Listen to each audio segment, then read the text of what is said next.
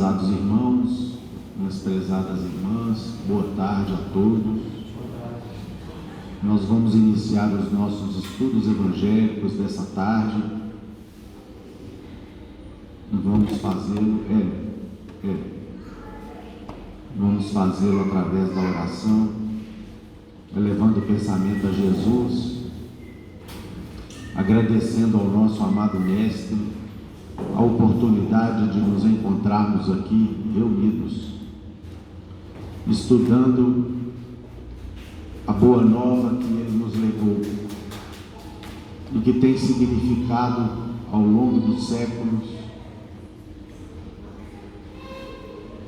a oportunidade de reflexão e progresso para toda a humanidade.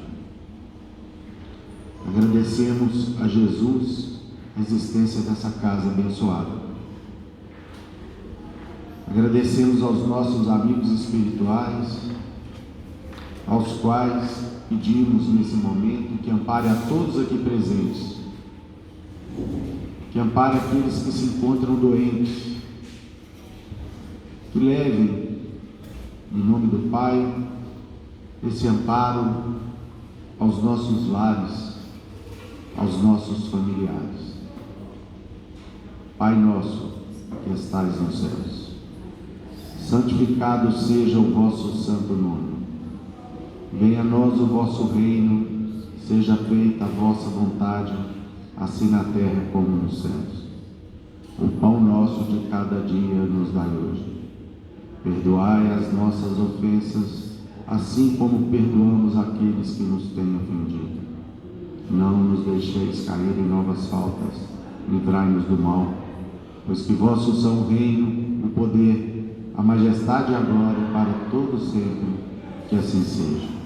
E em nome de Deus, de Jesus nosso Mestre, de Paulo de Tarso, patrono da nossa casa de oração, estudo e trabalho, dos nossos amigos e benfeitores espirituais, nós estamos iniciando os nossos estudos evangélicos dessa tarde, na santa e bendita paz, que assim seja.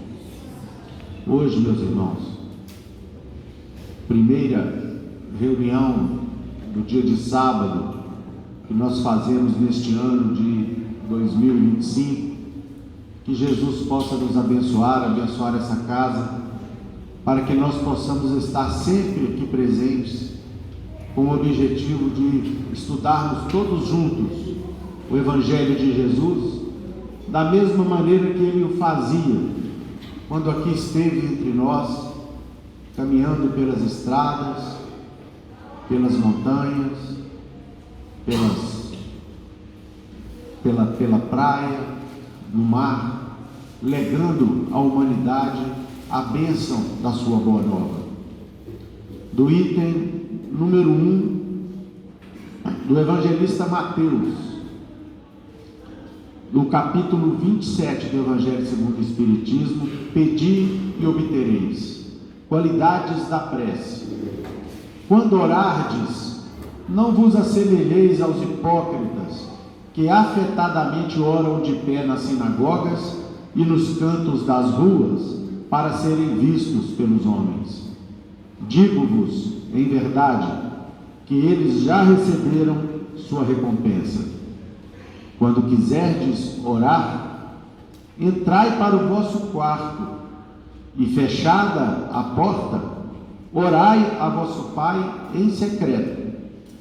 E vosso Pai, que vê o que se passa em secreto, vos dará a recompensa. Não cuideis de pedir muito nas vossas preces, como fazem os pagãos, os quais imaginam que pela multiplicidade das palavras é que serão atendidos. Não vos torneis semelhantes a eles, porque vosso Pai sabe do que é que tendes necessidade, antes que lhe o peçais. Mateus capítulo 6, versículos 5 a 8. Meus irmãos, meus caríssimos irmãos, hoje nós estamos, como vimos, estudando o capítulo da prece, aqui no Evangelho. Ah, meus irmãos, minhas irmãs,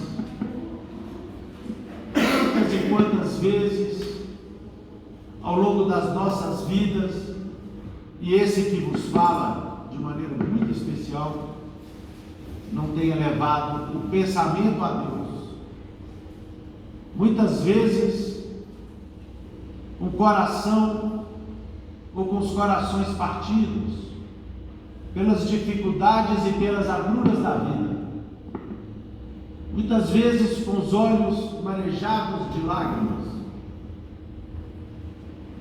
Mas, sem dúvida alguma, a partir do conhecimento e das bênçãos do Espiritismo em nossas vidas, que recupera os ensinos de Jesus e os ilumina, nos trazendo esses ensinos e falando diretamente aos nossos corações.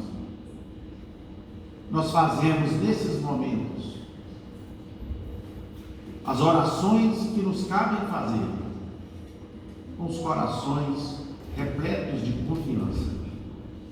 confiança no Criador, porque a doutrina espírita, reproduzindo os ensinos de Jesus, nos mostra de maneira muito clara que todas as nossas preces são ouvidas. Nenhuma outra religião explica o valor da oração como a doutrina espírita o faz. Nenhuma outra religião demonstra de maneira tão clara a misericórdia de Deus para com seus filhos, a partir do cumprimento de leis perfeitas que o Criador organizou em todo o universo, para auxiliar aqueles que ainda caminham a retaguarda da evolução espiritual. Ah, meus irmãos, quantas e quantas vezes as orações que partem de dentro dos nossos corações, ou dos corações de uma mãe, ou de um pai aflito, chegam aos ouvidos do Senhor, e Deus arquiteta inúmeras formas de atender essas súplicas para apaziguar esses corações doridos pelos problemas do mundo.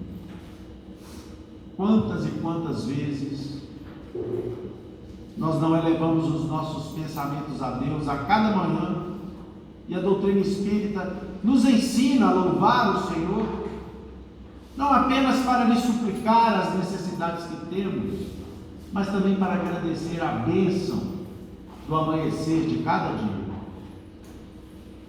E quando olhamos para o céu, seja ensolarado de uma manhã de verão, ou seja nublado, demonstrando a chegada das chuvas que fertilizam o solo e que propiciam o descedentar dos nossos, de toda a humanidade, quantas e quantas vezes nós não agradecemos ao Pai, ao Criador, essas bênçãos?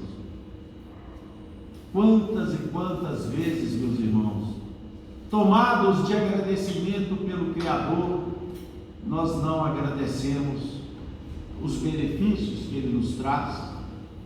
E a doutrina espírita nos ensina a agradecer, inclusive, aqueles benefícios ocultos que nós sequer sabemos que recebemos.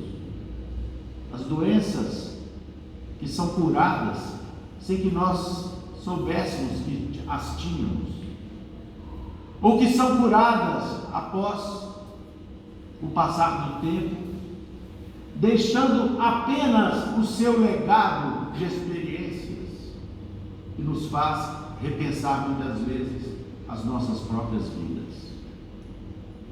Em 3 momentos, eu quero comungar aqui com todos vocês, nessa nossa primeira reunião de 2025,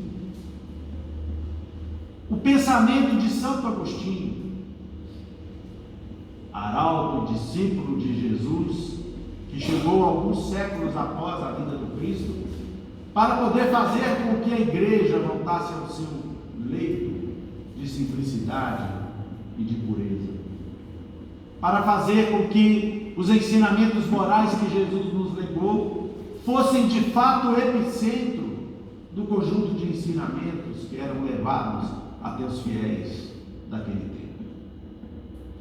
Sobre a oração, Agostinho nos fala que uma lágrima evapora, uma flor murcha, mas somente a oração chega até o trono de Deus.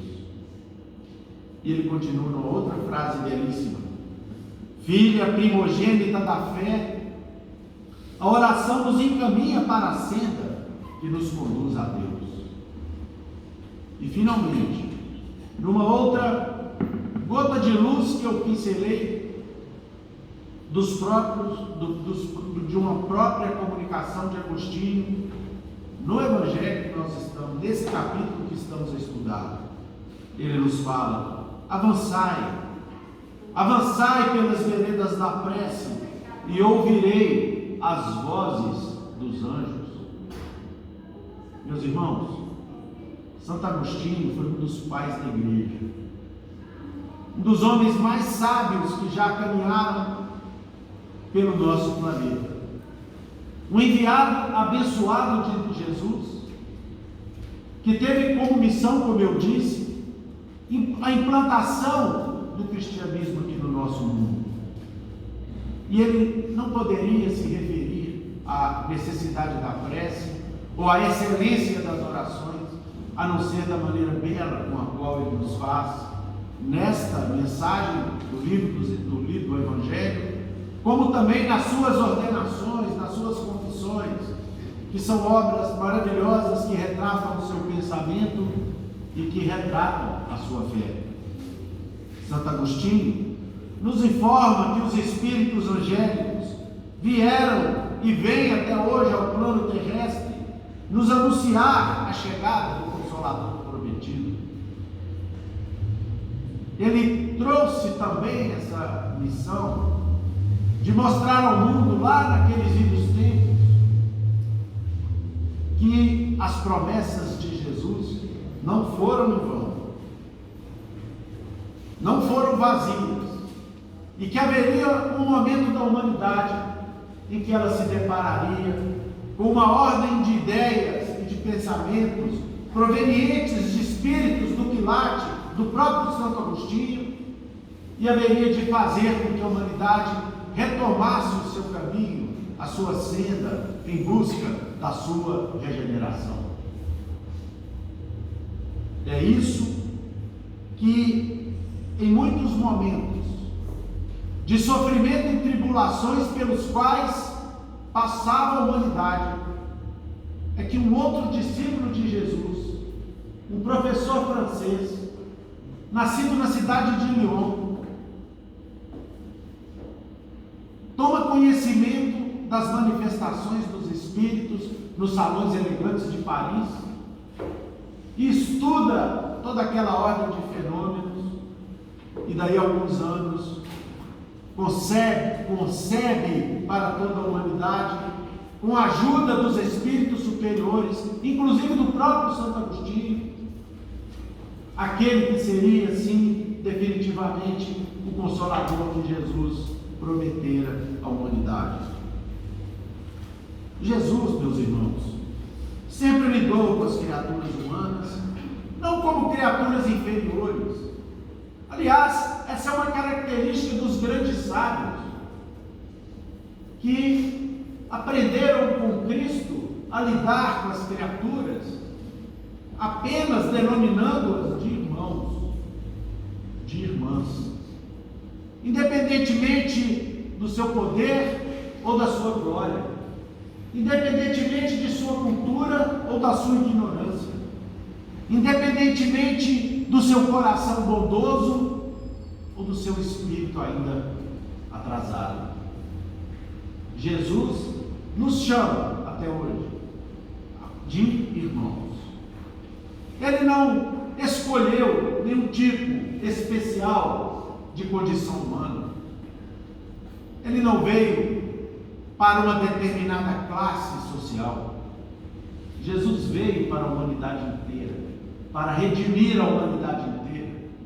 E ele fez questão de dizer isso, meus caríssimos irmãos e irmãs, que ele preferencialmente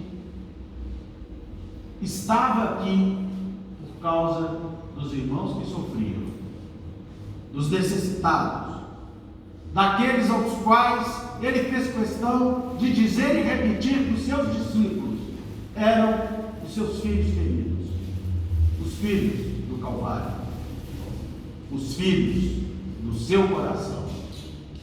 É por isso que nós não temos como não amar essa criatura.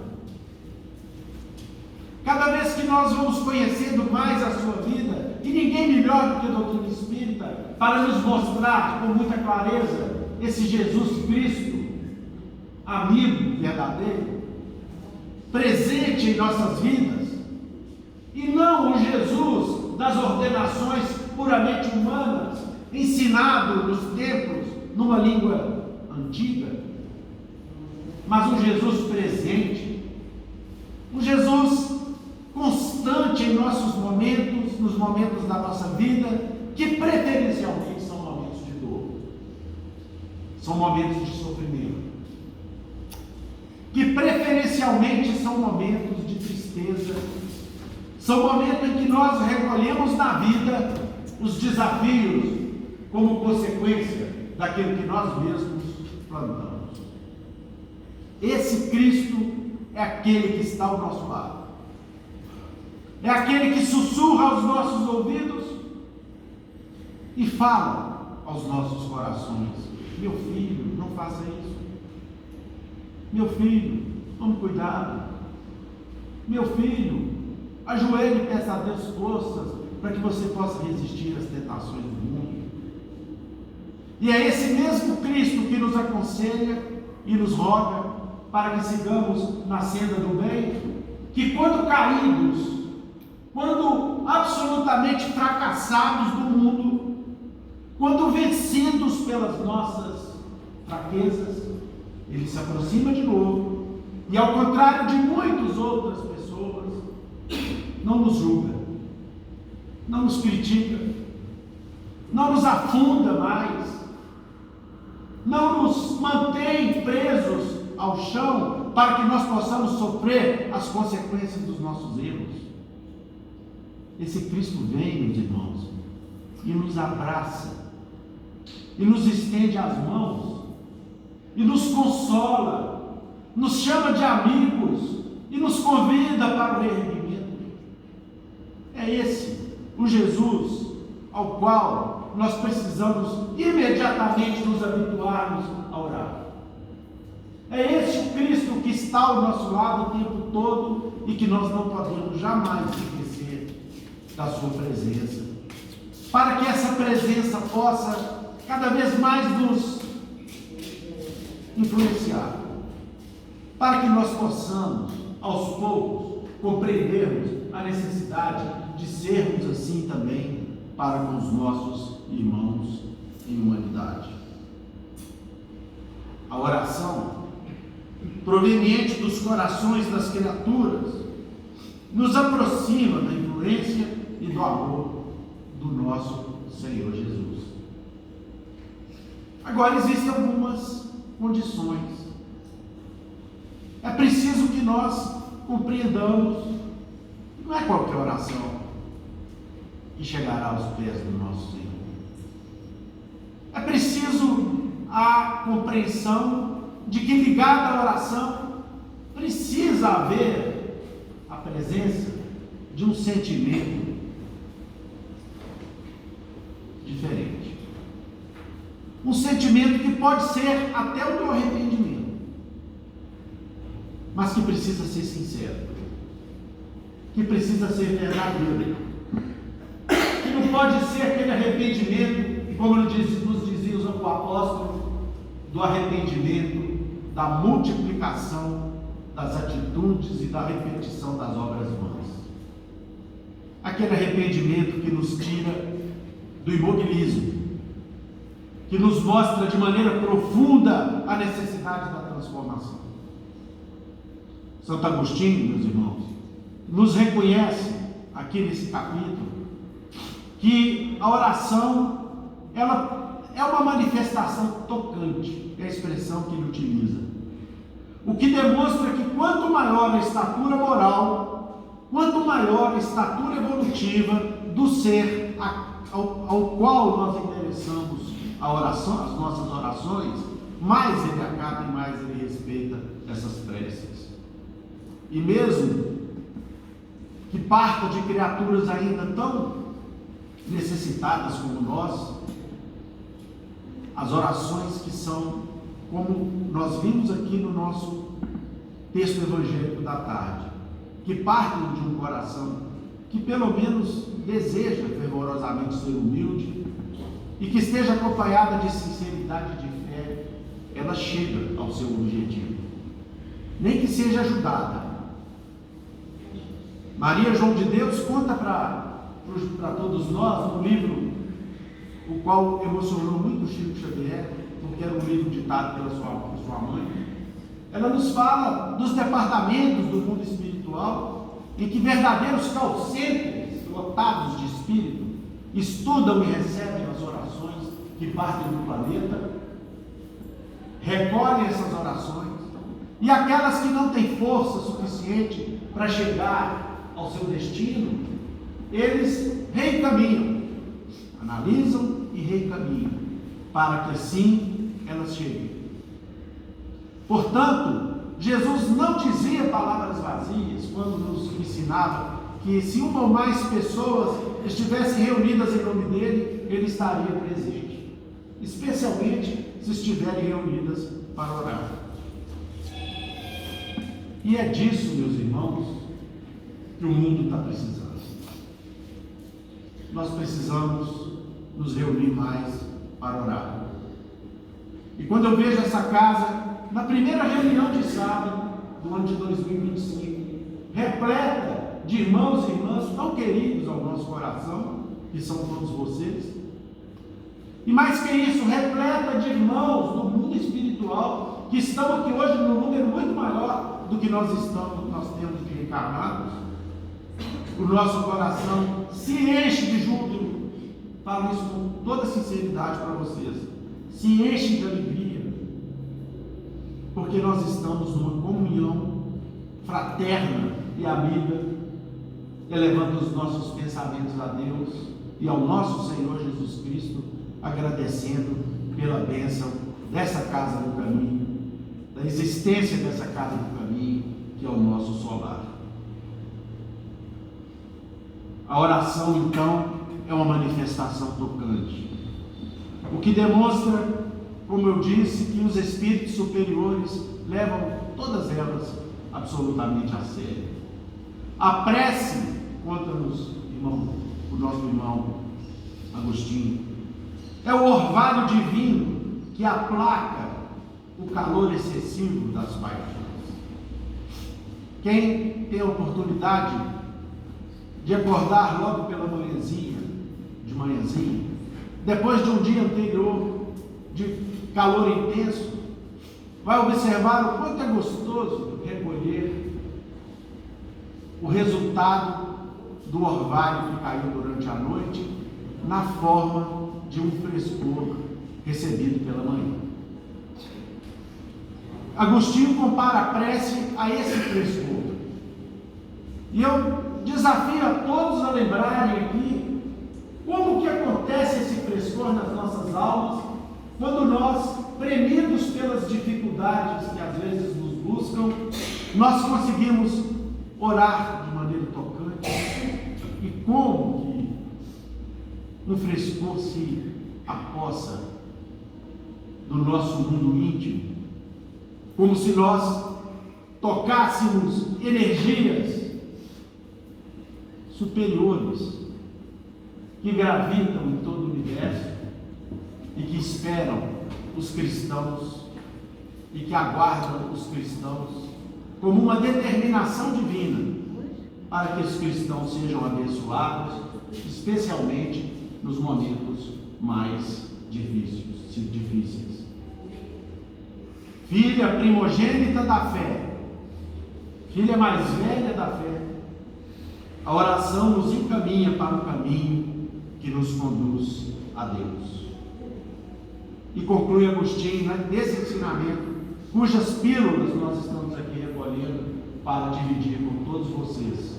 Avançai pelas veredas da prece e ouvirei as vozes dos anjos. Nós gostaríamos de relembrar a todos os irmãos e irmãs aqui presentes, e mais para aqueles que posteriormente nos terão a oportunidade de nos ver e ouvir pelo YouTube, uma passagem muito bonita, com a qual irmão X prefaceia o livro Contos e Contos. E essa passagem maravilhosa diz respeito a um conto de um contista, não sei se inglês ou americano, me esqueci. E esse contista falava exatamente da importância da prece. E ele fala, como nos trouxe aqui irmão X, numa lição recebida por Chico e Pedro Leopoldo em 3 de outubro de 1950, que um monge que passou muitos anos rogando a possibilidade de ter um encontro com Jesus ao seu lado, um dia, numa certa manhã, quando ele orava, ele viu Jesus finalmente ao seu lado. E então ele caiu de joelhos numa jubilosa adoração. No mesmo instante que ele vê a presença do mestre ao seu lado, o sino do convento derramou-se em significativas badaladas. Era a hora de socorrer os doentes e os aflitos à porta do seu mosteiro. E naquele momento, esse trabalho lhe pertencia, era a sua obrigação. Mas Jesus estava ali ao lado dele, dá para imaginar? E o clérigo então relutou, mas com imenso esforço levantou-se e foi cumprir as obrigações que lhe competiam, e deixou Jesus lá. Serviu pacientemente ao povo no grande portão do mosteiro, não obstante amargurado, com o coração doído de haver interrompido a indefinível contemplação. Voltando, porém, ao seu quartinho, após o cumprimento de seu dever, que maravilha, que bênção! Chorando e rindo de alegria, observou que o Senhor o aguardava no cubículo, e ajoelhando-se de novo, no êxtase que o possuía, ouviu o mestre, que lhe disse bondoso: meu irmão, se houvesses permanecido aqui, logo pela manhã, eu teria ido embora. E é exatamente com esse prefácio do nosso inestimável, inigualável contista do mundo espiritual, que eu costumo chamar de quinto evangelista, por nos trazer as passagens mais lindas que a Boa Nova não teve condições de reunir, porque senão ela seria um livro interminável, mas que nos trouxe a possibilidade de, seja nos momentos registrados pelo Evangelho, ou seja em outros tantos momentos não registrados pelos evangelistas, irmão X, o nosso querido Humberto de Veras Campos, nos traz essas passagens abençoadas para, entre outras coisas, nos ensinar o valor da oração. Então, meus caríssimos irmãos, caminhando para o fim e apagando as velas da minha participação nesta tarde maravilhosa e abençoada de sábado, nós lembraremos aos irmãos a importância da prece. Não foi à toa que nós começamos esse mês estudando a prece.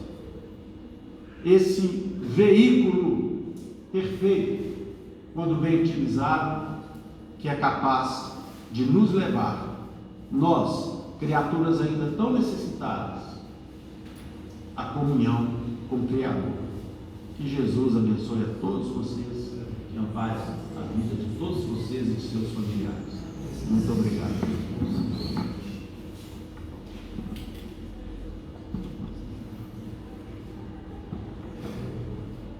Meus irmãos, boa tarde a todos. Hoje nós vamos iniciar a nossa participação trazendo para os irmãos uma frase que não é nossa e que, ao se referir à prece, à oração, diz assim para a gente: ninguém pode calcular no mundo o valor de uma prece nascida do coração humilde e sincero diante do Todo Misericordioso. Repetindo para a gente: ninguém pode calcular no mundo o valor de uma prece nascida do coração humilde e sincero diante do Todo Misericordioso. Essa frase, meus irmãos, foi de um sacerdote católico muito querido aqui em Belo Horizonte, o nosso estimado Padre Eustáquio, cuja comunicação mediúnica foi recebida pelo próprio Chico Xavier e registrada aqui no livro Instruções Psicofônicas sob o título A Oração Curativa. E ele explica para a gente de maneira belíssima o poder que tem a prece e a oração na nossa vida. Um poder que nós muitas vezes desconhecemos ou desprezamos, fazendo com que às vezes a gente toque a vida ali na rotina. Eu tenho que acordar, o horário já acorda em cima, às vezes eu acordo correndo, vou para o trabalho, vou para a escola, a rotina vai ali, né, nos levando de certa maneira ali atropelado, e muita tarefa, muita coisa, e às vezes a gente se esquece de, ao levantar pela manhã, cultivar o hábito da prece, ou num outro momento do dia, ou mesmo no fim do dia, para revermos, né, como que a gente passou o dia, agradecer a Deus as bênçãos recebidas e pedir o amparo e a proteção divina para aquela noite que se inicia. Então, meus irmãos, conforme o Dionei disse há pouco, não é à toa que nós estamos começando o ano estudando esse tema da prece. Talvez seja um grande propósito, porque todo ano que começa é um ciclo que se renova. Quem sabe é o grande convite da espiritualidade amiga, que dirige e inspira todos os esforços dessa casa, para que a gente inicie o ano de 2025 mais conectados. Mas não conectados com toda a tecnologia que tem aí, que está à nossa disposição, né? Em tantas e tantas redes sociais, em tantas e tantas plataformas, que às vezes tomam um tempo grande nosso, mas mais conectados com o Pai, com o Criador, com o nosso Mestre Jesus, com os bons espíritos que estão aí sempre dispostos a nos ajudar. Nós vamos observar, meus irmãos, que ao longo desse mês nós estaremos estudando esse capítulo 27 do Evangelho segundo o Espiritismo, que tem por título Pedir e Obtereis. Então vamos lá, para a gente então iniciar esses estudos, dando continuidade. Nós observamos aqui primeiramente que a citação trazida por Kardec, que inicia esse capítulo, está no Evangelho de Mateus, no capítulo 6, versículos 5 a 8. Então vamos entender um pouquinho agora do contexto bíblico. O que vem a ser para a gente o capítulo 6 do Evangelho de Mateus? Ele forma, juntamente com o capítulo que antecede, o 5, e o capítulo que vem depois, que é o de número 7 de Mateus, seguramente o resumo das lições de Jesus em seu Evangelho. conhecido, meus irmãos, como Sermão do Monte ou Sermão da Montanha. E embora esse termo sermão, normalmente, a gente associa a um discurso longo, a talvez até mesmo cansativo, ali de 1 hora, 2 horas, 3 horas, fulano passou um sermão, dá a impressão de que ficou um tempão, falando com a gente alguma coisa, nos chamando a atenção. Ele não é tão longo assim. Pelo contrário, se nós pegarmos a Bíblia para ler esses 3 capítulos do Evangelho de Mateus, nós vamos observar que Jesus é bem resumido, é bem sucinto e traz enormes lições para a gente, que tem tanta importância, meus irmãos, para a gente compreender. Vejam como é que a doutrina espírita, no propósito de resgatar o Evangelho de Jesus, focou naquilo que de fato nós precisamos nos atentar. Dos 28 capítulos do Evangelho segundo o Espiritismo, vejam que interessante, 13 deles tiveram seus títulos usados como títulos de capítulos do Evangelho segundo o Espiritismo. Ou seja, 13 títulos dos capítulos do Evangelho segundo o Espiritismo pegaram versículos do Sermão do Monte. Metade. E mais do que isso, se nós formos ver as citações dos capítulos 5, 6 e 7 de Mateus, todos eles estão citados ao longo dessa obra. Portanto, o Sermão do Monte tem uma importância enorme para a gente compreender o Evangelho de Jesus. E justamente nesse discurso célebre, que tem um valor inestimável para toda a humanidade, ao ponto de um dia Mahatma Gandhi, um grande representante do povo indiano e da religião hinduísta, certa feita disse o seguinte, que se perdêssemos na humanidade todos os livros, todo o conhecimento humano adquirido, e se sobrasse somente o Sermão do Monte, a humanidade teria um ótimo recomeço. Portanto, vejam o que está contido nessas lições sublimes do Cristo.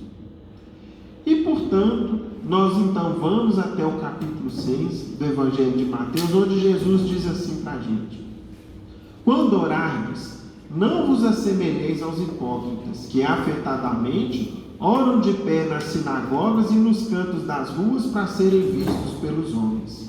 Em verdade, já receberam sua recompensa. Então vamos lá, vamos compreender. No tempo do Cristo era muito comum, nos templos religiosos, que eram as sinagogas, os templos dos judeus, as pessoas iam e oravam em alta voz naqueles templos. É como se a gente chegasse aqui no solar e de repente num cantinho eu estivesse orando em alta voz, uma outra pessoa no outro, e assim cada um de nós às vezes orasse em alta voz, muito mais, meus irmãos, com o objetivo de evidência pessoal e de justificação coletiva, para mostrar para os outros que eu estava orando, do que com o objetivo propriamente de quê? De falar com Deus. A prece, no tempo do Cristo, havia sido deturpada e distorcida de maneira a ser um ato de evidência pessoal e não uma conversa com o Criador. Então Cristo imediatamente corrigiu essa conduta que vinha da tradição até a época dele. Não era isso que significava a oração e a prece. Isso era um ato de vaidade pessoal. E mais, meus irmãos, se a gente pega, por exemplo, o Velho Testamento, dos 5 livros deixados por Moisés, Gênesis, Êxodo, Números, Levítico e Deuteronômio, nós vamos pegar, por exemplo, em Deuteronômio e no Levítico, muitas e muitos versículos que são várias regras sobre a adoração a Deus. Muitas e muitas regras sobre os sacrifícios que deveriam ser oferecidos, sobre a maneira de se levá-los, sobre o local da adoração a Deus. Enfim, um grande conjunto de regras e de normas em torno da oração, da adoração, que nada mais é do que somente algo, um dos pontos que se pode fazer pela prece. Nós temos aprendido no Espiritismo que nas nossas orações a gente pode adorar ou louvar o nosso Criador, mas nós também podemos pedir E o que às vezes a gente esquece, agradecer. As regras do Velho Testamento concentravam-se na adoração. Talvez, meus irmãos, como um foco naquela época, porque precisava-se reconhecer a grandeza do Pai. Era um exercício de humildade, um exercício de submissão de um povo semi-bárbaro. E, portanto, Moisés concentrou-se muito na adoração ao Pai, para que a gente então aprendesse, pelo menos naquela época, a grandeza de nosso Criador. Mas Jesus, ao tempo dele, inicialmente fala que orar em voz alta nos templos não era algo que deveria mais ser feito por nós.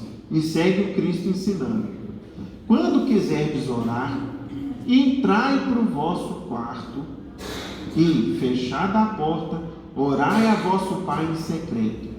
E vosso Pai, que vê o que se passa em secreto, vos dará recompensa. Portanto, a oração era um ato íntimo, de conversa, de contato, de intercâmbio com nosso Pai Celestial. Nós não precisávamos dividir a nossa oração, nem mostrar o que a gente está agradecendo, pedindo ou louvando. Nós deveríamos cultivar o hábito da prece em particular e mais, no reduto doméstico. Entrai para o vosso quarto. Jesus já pedia naquela época que nós adquiríssemos o hábito de trazer as orações do templo para o lar, para dentro de casa. Durante muitos séculos, meus irmãos, nós fomos educados nas nossas sucessivas reencarnações aqui na Terra, a acharmos que Deus mora no templo religioso. E não é assim. Nessa casa, por exemplo, nós temos lições sublimes a cada semana.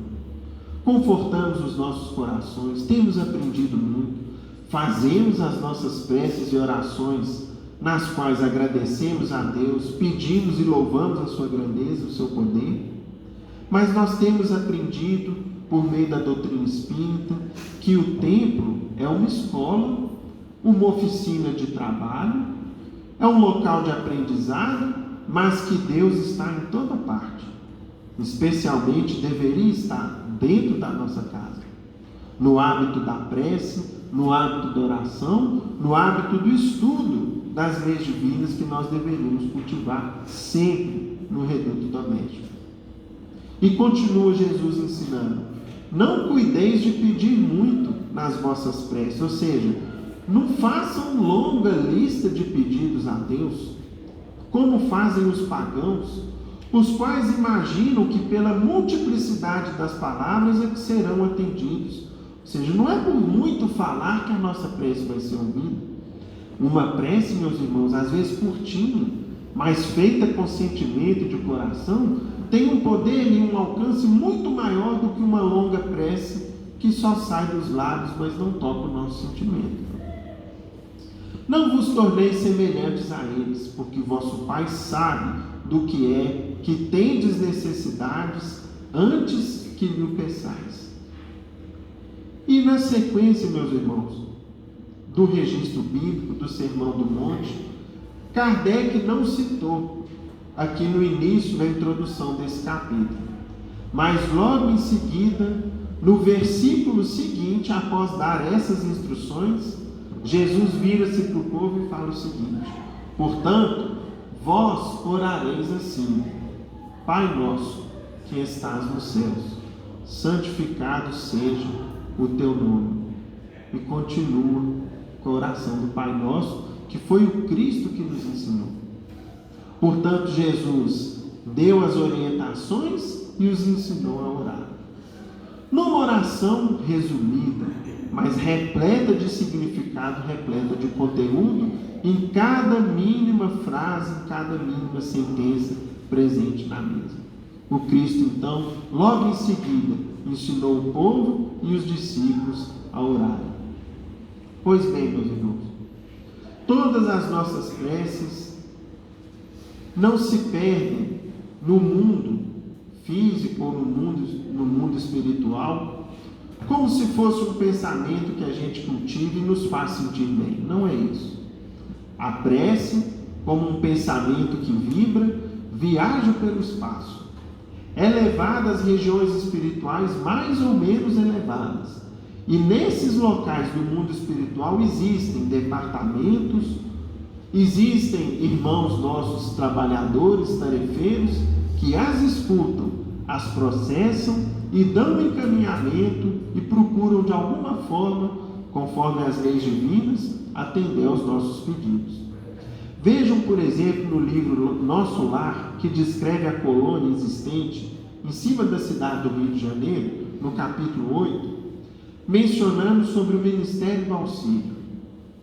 Neste local, atende-se a doentes, ouvem-se rogativas, selecionam-se preces, preparam-se reencarnações, organizam-se turmas de socorro aos habitantes do umbral ou aos que choram na terra, estudam-se soluções para todos os processos que se prendem ao sofrimento. Então vejam que nas colônias do mundo espiritual existem lá departamentos e setores de serviços que, como se fosse, na imagem trazida, na comparação trazida pelo Tio Ney, um grande call center, um grande centro de recepção de preces e de orações, no seguinte sentido: opa, peraí, começou aqui, começamos a receber uma prece do Lucas, o que ele está fazendo? Primeiro ele está agradecendo a Deus, joia, e depois está pedindo saúde, está pedindo amparo na oficina de trabalho dele, está pedindo em benefício de uma pessoa, de outra. Bom, então vamos ver aqui o conteúdo da oração, né? Então analisa-se a prece, verifica se o merecimento que aquela pessoa está pedindo tem uma página, meus irmãos, que há pouco tempo a gente trouxe aqui, que a prece mais ou menos se assemelha a uma ida nossa a uma agência bancária. Às vezes eu vou ali pedir algo. Se eu tenho méritos suficientes, o que eu peço, eu recebo. Outras vezes, aquilo que eu estou pedindo não é bom para mim, Deus não vai me conceder. Às vezes aquilo ali vai me fazer mal. De outras vezes, às vezes eu até não tenho ali um depósito, um crédito naquele grande banco divino, mas a misericórdia divina o que faz? Me empresta. Ele está pedindo isso, ele não tem crédito ainda, mas vamos emprestá-lo. Outras vezes nem crédito a gente tem pela vida que a gente leva, mas ainda assim Deus seguramente, de uma ou de outra maneira, nos atende ou nos socorre por uma ou outra circunstância, até mesmo pelo sofrimento, né? Então a gente observa pelo livro Nosso Lar de que essas preces são ouvidas, selecionadas e atendidas conforme o nosso merecimento, a misericórdia divina ou a nossa necessidade. Pois bem, vamos agora ver uma opinião de Emmanuel a respeito da oração lá no livro Consolador, onde foi perguntado para Emmanuel o seguinte: se é justo esperarmos no decurso do nosso roteiro de provações na terra por determinadas dores, devemos sempre cultivar a prece? Ou seja, considerando os sofrimentos, as dificuldades que a gente atravessa, ainda assim convém, faz efeito a gente cultivar o hábito da oração? A resposta de Emmanuel veio da seguinte forma: a lei das provas é uma das maiores instituições universais para a distribuição dos benefícios divinos. Ou seja, muitas vezes os sofrimentos que a gente atravessa nos ensinam lições valiosas. Precisais compreender isso, aceitando todas as dores com nobreza de sentimento. Ou seja, aceitar o sofrimento sem revolta, sem queixas, sem desespero. A prece não poderá afastar os dissabores e as lições proveitosas da amargura, constantes do mapa de serviços que cada espírito deve prestar na sua tarefa terrena, mas deve ser cultivada no íntimo, como a luz que acende para o caminho escuro, ou mantida no coração como o alimento indispensável que se prepara, de modo a satisfazer a necessidade própria na jornada longa e difícil, porquanto A oração sincera estabelece a vigilância e constitui o maior fator de resistência moral no centro das provações mais escabrosas e mais rudes. Portanto, meus irmãos, vejam que interessante, Emmanuel explicando para a gente o seguinte: as nossas preces não vão ter por efeito tirar os problemas da nossa vida. Deus não vai tirar os nossos problemas, as nossas dificuldades, nos trazendo ali um caminho repleto de flores, atapetado de rosas. Não é isso. A prece vai funcionar para nós como a luz na escuridão. O que uma luz na escuridão nos faz? Nos mostra o caminho.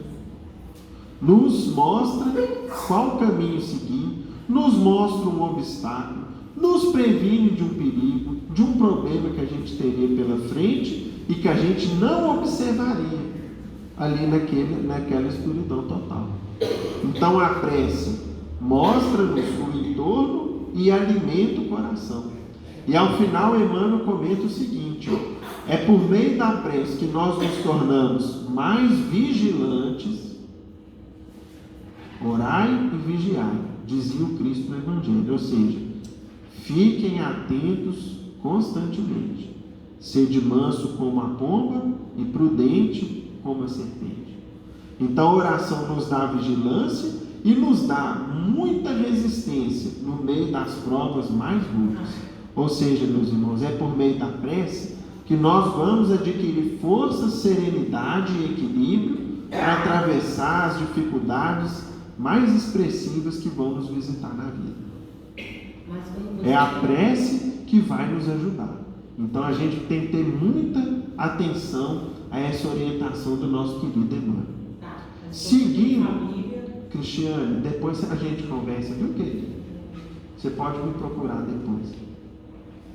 Seguindo, meus irmãos, com essas orientações que nós estamos recebendo por meio dos nossos benfeitores, a gente observa o seguinte: se Jesus nos mostrou a prece como um ato de conversa, como um ato de proximidade nossa com o Pai Criador, mesmo com Ele e com os benfeitores, nos mostrando a necessidade de conversarmos de coração para coração com nosso Pai amado, o que a doutrina espírita tem feito a nosso benefício?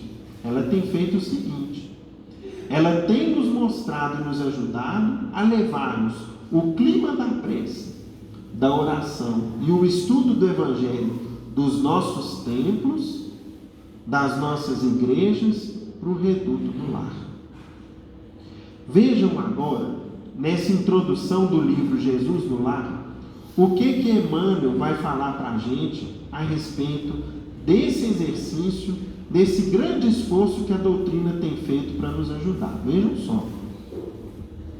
Para a generalidade dos estudiosos, o Cristo permanece tão somente situado na história, modificando o curso dos acontecimentos políticos do mundo. Ou seja, quando as pessoas vão estudar a personalidade de Jesus e o seu impacto na humanidade, alguns estudam o seu aspecto histórico. O que significa isso? Ora, devido ao nascimento de Jesus, o que nós fizemos, por exemplo, com a contagem do tempo? Nós colocamos os anos antes de Cristo e depois de Cristo. Significa que a civilização, especialmente no Ocidente, considera a vida do Cristo como um ponto decisivo na história humana, que muito mudou e impactou o nosso curso evolutivo, né? Então a história reconhece essa importância. Para a maioria dos teólogos, é simples objeto de estudo nas letras sagradas, imprimindo novo rumo às interpretações da fé. Então, para os estudiosos da religião, Jesus é um ponto especialíssimo, com suas lições, com seu legado, que merece toda a atenção da parte deles.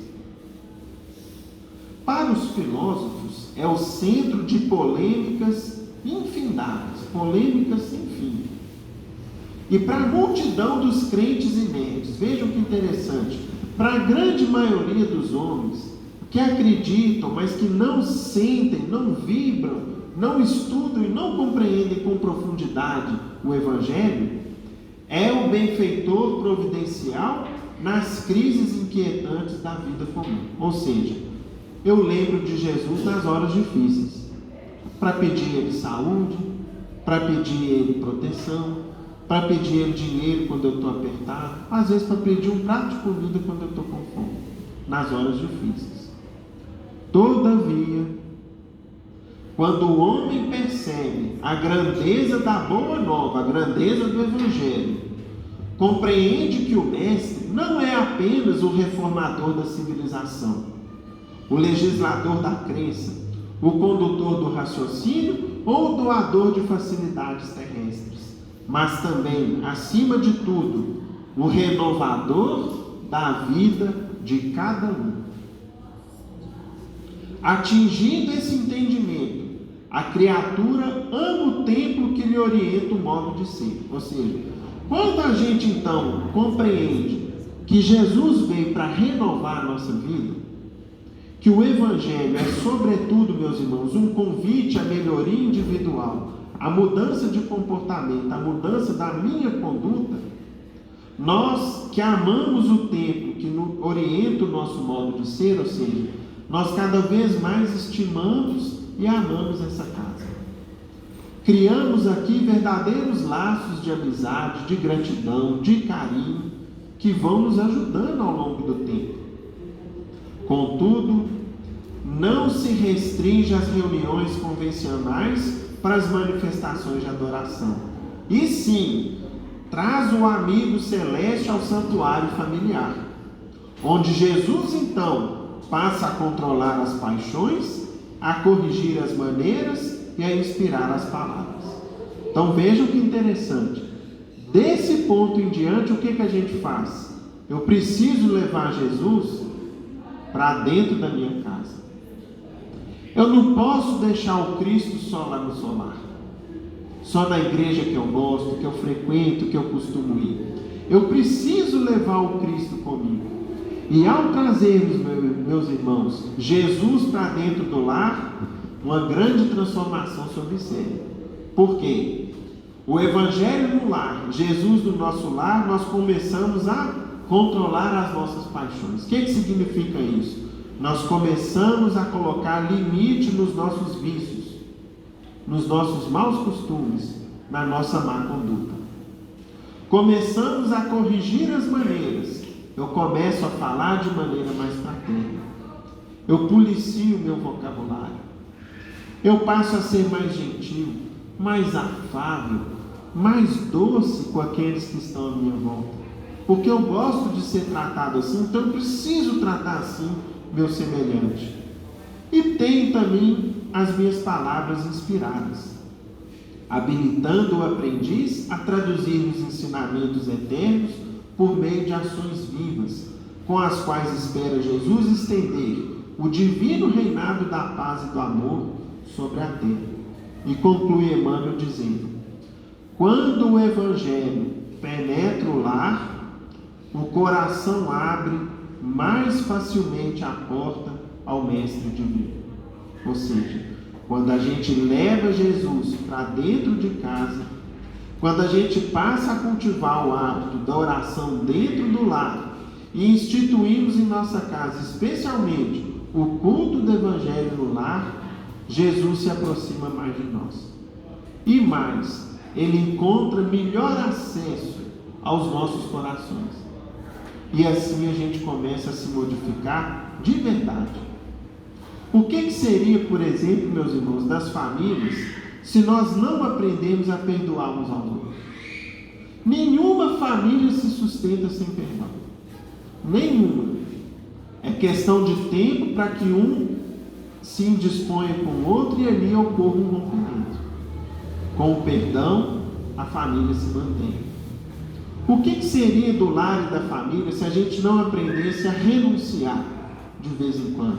O que significa isso? Abrir mão de algo que nos convém, de um pouco do nosso conforto em benefício do outro. Às vezes essa renúncia se traduz nas coisas mais simples, como por exemplo o controle remoto da televisão, né? Não, eu estou assistindo isso aqui e não quero nem saber. aquilo, aliás, já vai ser um motivo de briga e de discussão. Então, a renúncia, o sacrifício, às vezes pode ser também num pedacinho a mais de carne para o outro na hora do almoço, né? Não, eu cheguei primeiro, quem chega primeiro bebe água limpa. E aí eu pego, como a carne toda, deixo um pouquinho, não deixo nada para quem chega depois. Então, renúncia, sacrifício, empatia, pensar no outro, querer o bem, a paz, a alegria do outro, começa dentro de casa. E quando a gente se habilita em todo esse exercício no reduto do lar, a gente se prepara para viver em sociedade. Por quê? O lar é o legítimo exportador de caracteres para a sociedade. No lar nós somos formados para experimentar a sociedade um dia. A criança ou o jovem que não aprendeu a renunciar, que não aprendeu a se sacrificar, que não aprendeu a pensar no outro, que não aprendeu a perdoar, a esquecer uma ofensa, seguramente ele vai ser um problema na sociedade, no trabalho, na rua, na relação com as outras pessoas da sociedade. Agora, se a gente aprende isso no lar, especialmente pelo culto do Evangelho no lar, nós nos preparamos de uma maneira muito melhor para o que nos reserva a vida, né? Daqui a poucos anos no convívio social. E concluindo agora, meus irmãos, trazendo para a gente um episódio que nos fala sobre o culto do Evangelho no lar. A importância de nós instituirmos e mantermos o culto no lar. Conta uma história no livro Chico de Francisco o seguinte: um casal amigo do Chico ia começar a fazer o culto do Evangelho no lar e foram informados de que, se perseverassem com fé, quando fizesse 6 anos de culto no lar, Jesus ia lhes enviar um presente. Quando completou o 6º ano, estavam ansiosos à espera do presente. Então o que eles fizeram? Abriram o culto e marcaram a data lá, né? Vamos supor hoje, dia 4 de janeiro de 2025. Aí daí a 6 anos, 4 de janeiro de 2031, estavam lá na expectativa, esperando o presente de Jesus. Terminaram o culto e ficaram esperando até meia-noite, mas não aconteceu nada. No dia seguinte, quando acordaram, descobriram que estranhos haviam entrado em sua casa, levando, entre outras coisas, um valiosíssimo e histórico diamante que eles tinham guardado. Um pouco descrentes e decepcionados, procuraram o Chico, né? Ora, você falou com a gente, né, Chico, que a gente ganharia um presente depois de 6 anos do culto no lar, e o que a gente ganhou foi a visita de ladrões que entraram lá e levaram um diamante, uma relíquia que a gente tinha, talvez guardava aquilo ali, né, no caso de uma emergência, para comprar alguma coisa, ou se ficassem desempregados, enfim. O fato é que o diamante foi levado embora. E o Chico então respondeu: o presente era exatamente esse. O valor daquele diamante era incalculável. E houve tantos crimes e tantos suicídios por causa dele, que vocês estavam com quase 100 de obsessores dentro de casa. Muitos foram doutrinados e esclarecidos com o culto que vocês fizeram, mas 28 estavam irredutíveis, ou seja, vocês conseguiram pelo culto no lar afastar 72 obsessores de dentro de casa. Eles foram se esclarecendo, viram o engano que estavam envolvidos e se afastaram de sua casa. Agora, outros 28 que estavam irredutíveis, o único jeito de levá-los de lá foi fazer com que o diamante fosse embora. E eles foram atrás da joia. Ou seja, imaginem, meus irmãos, o clima doméstico nessa casa, como era antes e como ficaria dali por diante. Com menos 100 de obsessores. Agora, graças ao quê? A persistência, o carinho, a boa vontade de cultivar e permanecer sempre ali com disciplina, com o culto do Evangelho no lar. Levemos Jesus para dentro dos nossos lares. Que o Mestre nos abençoe a todos. Senhor Evandro, faz uma oração para nós, por favor.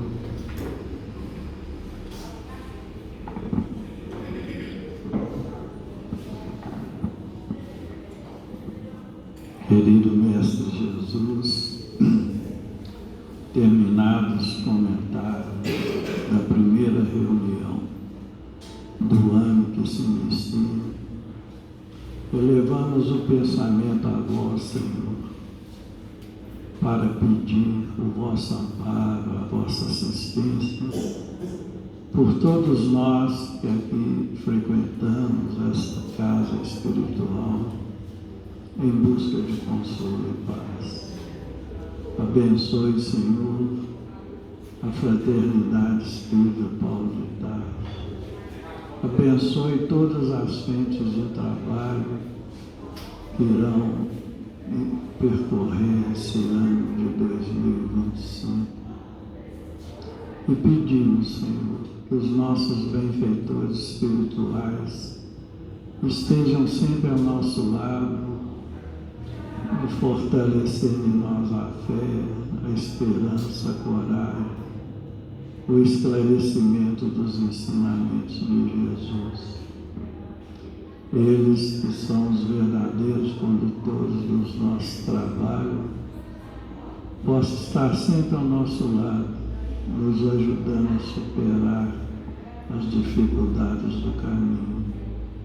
Ave Maria, cheia de graça, o Senhor é convosco. Bendita sois vós entre os anjos, bendito o fruto do vosso ventre, nasceu Jesus.